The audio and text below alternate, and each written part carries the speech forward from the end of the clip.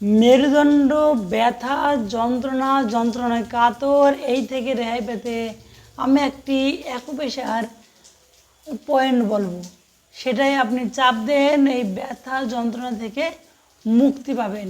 আমাদের এটা দেখা যাচ্ছে বাম হাতের এটা বৃদ্ধাঙ্গুল এবং এটা তর্জনী, এর মাঝ বরাবর ঠিক এইরকম জায়গায় আমরা যদি এই পয়েন্টে যদি আমরা চাপ দিই লম্বালম্বিভাবে এবং অ্যান্টিক্লক অনুযায়ী যদি ঘোরাই, এইভাবে 2 থেকে 3 মিনিট দিনে 2 বার সকাল সন্ধ্যায়, তবে এই মেরুদণ্ডের ব্যথা থেকে মুক্তি পাবে। এটি কিন্তু 2 হাতেই একই রকম পদ্ধতিতে করতে হবে, একই জায়গায়, এই যে বৃদ্ধাঙ্গুল এবং তর্জনীর মাঝ বরাবর। তবে আপনার মেরুদণ্ডের যাবতীয় ব্যথা দূর হয়ে যাবে।